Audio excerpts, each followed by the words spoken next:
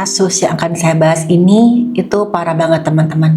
Dan jujur saya miris banget. Bayangin aja, ada perempuan umurnya baru 15 tahun, sangat-sangat di bawah umur. Dia jadi korban tindakan gak senonoh dari sejumlah pria yang jumlahnya sampai 27 orang. Dan para pelaku ini loh, bisa-bisanya mereka bikin grup di aplikasi pesan singkat untuk koordinasi dan komunikasi kapan mereka mau manfaatkan si korban ini. Nuraninya di mana sih? Dan lagi-lagi ini jadi salah satu contoh kalau kekerasan dalam bentuk apapun tidak akan terselesaikan kalau korbannya diam. Banyak yang penasaran kenapa korban nggak ngelapor, kenapa dia diam aja, tapi penjelasannya ternyata nggak sesimpel itu. Teman-teman penasaran? Tonton video ini sampai habis.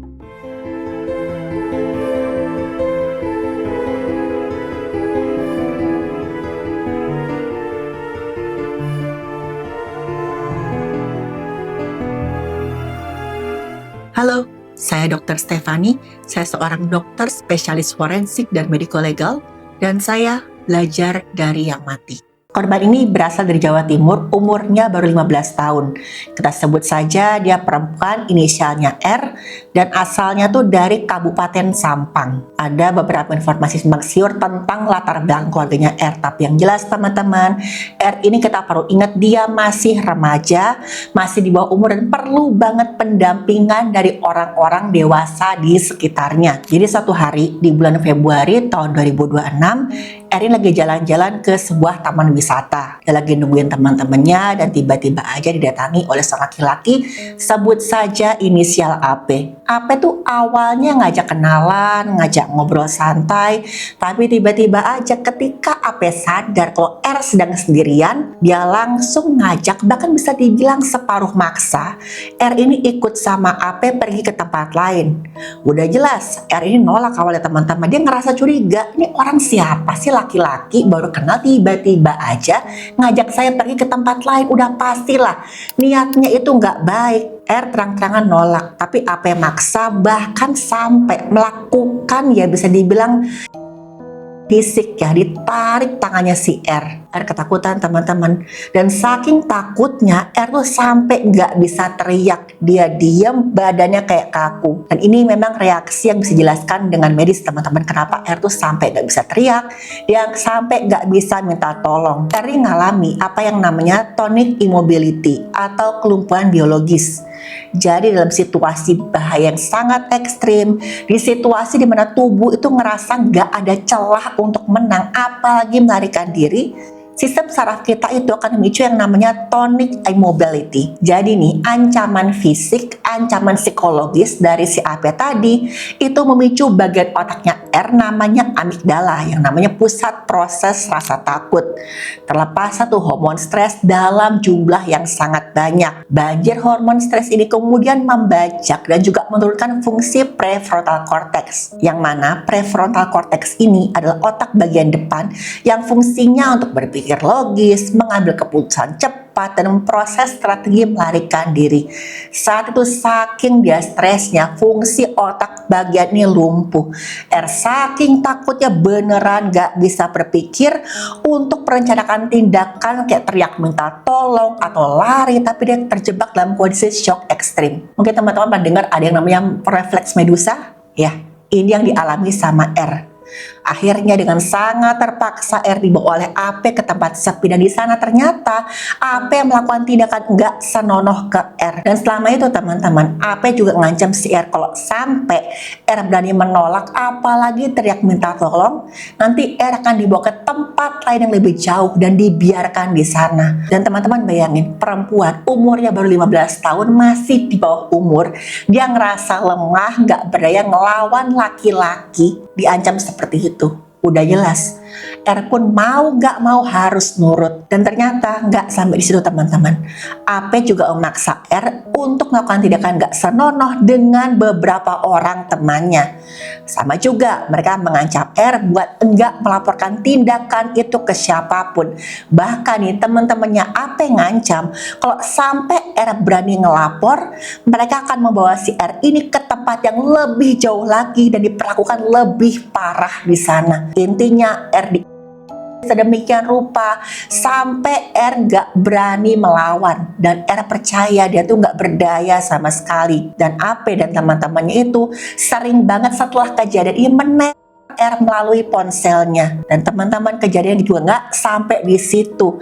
Tahu-tahu aja nih AP dan teman-temannya mengajak rekan mereka yang lain, beberapa orang pria secara berantai untuk melakukan R secara nggak senonoh. Dan teman-teman tahu jumlah total dari orang-orang yang melakukan R secara nggak senonoh ini mencapai 27 orang, dan parahnya lagi ada juga di antara mereka yang sudah berusia dewasa. Orang dewasa yang harusnya lebih punya akal malah ikut melakukan tindakan gak berperi kemanusiaan seperti ini. Dan R benar gak berdaya melawan. Dia ngerasa ketakutan karena para pelaku udah jelas jumlahnya lebih banyak dan mereka lebih kuat. Mungkin R takut teman-teman kalau sampai dia melapor, jangan-jangan 27 orang ini bisa aja melakukan tindakan yang lebih parah lagi ke R, dan bahkan gak tutup kemungkinan ke keluarganya juga. Dan pelaku ini ternyata juga membuat grup obrolan di aplikasi pesan singkat. Tujuannya untuk saling koordinasi satu sama lain dan menunjukkan ke R kalau si R ini nggak akan bisa menang melawan 27 orang yang seakan-akan solid ini. Dan pola tindakan mereka hampir selalu sama. Mereka memanfaatkan rumah kosong, area perkebunan terlantar, sampai lahan sepi. Dan setelah ada di sana, R dalam posisi yang sangat sulit dalam minta pertolongan. Malah pernah ada satu kejadian di bulan Juni di mana R tuh dibawa secara paksa dan dipaksa untuk mengkonsumsi dalam jumlah banyak hingga dalam kondisi kesadaran menurun dan gak bisa ngelawan sama sekali. Dan waktu nih dalam kondisi gak berdaya, R kembali mengalami perlakuan enggak senonoh oleh sekelompok pelaku yang jumlahnya waktu itu sampai 10 orang secara bergantian. Jujur saya gak habis pikir, saya miris banget, ini orang-orang hati nuraninya ada di mana sih? Dan ini R alami dalam waktu 4 bulan. 4 bulan itu terasa panjang banget karena setiap hari dia tuh ngerasa di dalam bayang-bayang ancaman fisik, psikologis, dan juga jaringan pelaku yang totalnya mencapai 27 orang, dan semuanya tergabung dalam grup obrolan singkat itu. R ngerasa takut banget, dia nggak berdaya, dia nggak tahu nih harus minta tolong ke siapa. Bisa dibilang teman-teman R mengalami yang namanya post traumatic stress disorder gara-gara kejadian itu, karena kekerasan terjadi berulang di bawah ancaman fisik itu benar-benar membuat R trauma. Otaknya R alias korban ini berada dalam status hyperarousal, siaga bahaya terus-menerus, seakan-akan gak dikasih jeda buat bernapas sedikit pun. Dan setiap kali kepikiran mau ngelapor, mau minta tolong, amigdala alias pusat rasa takutnya itu merespon, seakan-akan ancaman bahaya itu terjadi kembali saat itu juga. Jadilah lagi yang namanya luapan hormon stres kayak kortisol, adrenalin, dan secara kronis pelan-pelan merusak kerja hipokampus alias bagian otak yang memproses memori dan juga navigasi keputusan yang logis. Ini membuat memori kejadian terasa sangat menakutkan, terasa acak, dan membuat korban sampai kewalahan. Dia nggak bisa menyusun cerita atau melapor saking otaknya itu udah berisik banget, udah kepenuhan. R tuh sampai nggak tahu loh harus cerita dari mana, harus mulai minta pertolongan ke siapa. Benar-benar pikirannya tuh blank sama sekali. Dan tindakan gak senonoh disertai kekerasan dialami sama R ini membuat dia itu merasakan yang namanya disosiasi. Dia tuh seakan-akan merasa lepas hidupnya sendiri untuk menghindari rasa sakit fisik dan juga emosional. Dan dia merasakan emosi yang ekstrim banget. Malu, marah, sedih, ketakutan, itu ekstrim banget dia rasakan setiap harinya. Hormon stres yang kacau tuh sering banget teman-teman memicu persepsi keliru. Kalau dirinya itu terekspos, kotor, atau takut disalahkan oleh lingkungan sosial kalau sampai bercerita. Atau takut dia dikira dia yang menggoda duluan, dia yang dianggap nakal, bahkan R takut dianggap kalau dia menyetujui tindakan gak senonoh yang dia alami. Otaknya R terus-terusan tuh bilang semua bentuk perlawanan atau upaya melapor itu nantinya hanya akan mendatangkan bahaya yang lebih besar. Semua skenario terburuk itu numpuk di kepalanya R sampai dia gak berani berbuat apa-apa. Jadi intinya teman-teman, respon biologis ini itu memicu yang namanya paralisis mental. Korban merasa kalau dia ngelapor itu sia-sia. dan bahkan malah akan lebih membahayakan si korban ini. Dan ini banyak banget dialami pada korban tindakan nggak senonoh. Mereka itu nggak melapor bukan gara-gara mereka setuju diperlakukan seperti itu oleh pelaku, tapi malah otak mereka udah segitu trauma dan kesakitannya sampai mereka nggak bisa berpikir jernih. Kebuntuan komunikasi ini baru bisa akhirnya hilang kalau ada intervensi atau pendekatan empati yang membuat korban merasa aman, khususnya dari keluarga dekat yang memicu korban mulai pelan-pelan terbuka.